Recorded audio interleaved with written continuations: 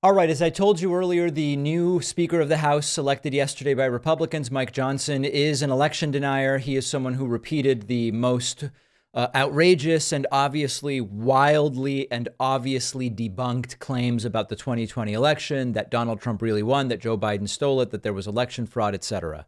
After his election to the House of Representatives, to the Speaker of the House of Representatives yesterday, he not only made a statement on the floor of the House, he also had sort of like a press conference type of thing.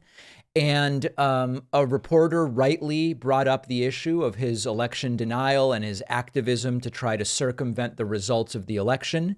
And he was just, the reporter was just shouted down. I'm going to play some of this video for you. Here it is, asked about his efforts to overturn the election result. And you'll see the Republicans crowded around him. You see Elise Stefanik, you see Lauren Boebert. You also see Virginia Fox in the bottom right of the screen, who's the one that just starts yelling at the reporter. Take a look at this. Senator Johnson, you helped lead the efforts to overturn the 2020 election results. Will you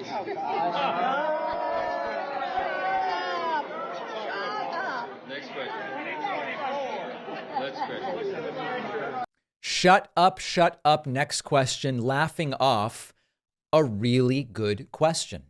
What we saw in 2020 into 2021 was one of the most brazen attempts to interfere with the peaceful transition of power. In the United States, the idea is if you win, you get to hold office. Joe Biden won, and therefore he should have been allowed to hold office. And people like Mike Johnson and Trump and all the insurrectionists tried to prevent that from happening. And now he is given the most powerful gavel in the House of Representatives, which is that of being Speaker of the House. Reporters are rightly asking about it, and they get shouted down. Here's a zoom of Virginia Fox, who she really didn't like this line of questioning. You asked your question. Go away. We're not doing policy. Go away, go away, go away. Freedom of the press, respect for media, all that sort of stuff. It's critical to understand that if Trump wins, there will be more of this. And I know it's sounding like a broken record now, but when they tell us what they plan to do, we should believe them because they will at least try to do it. And it has been made abundantly clear. Trump has said we're going to investigate media outlets. Maybe Comcast shouldn't be allowed on the air. We're going to look at using the Department of Justice to target my political enemies.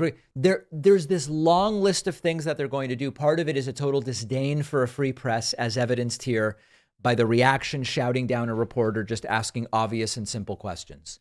They're going to try this stuff if they get into power.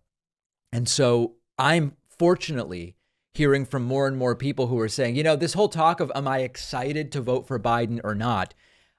It's less about excitement. It's about it is my civic duty to prevent someone like Trump from getting into office again. That's what I'm excited about. Biden's 80. Okay. It is an existential threat to democracy for someone like Trump to get 4 more years. And you can sure as hell bet I'm going to be excited to prevent that. It's a good thing that I'm hearing that from a lot of people in the audience. That seems to me like the right perspective.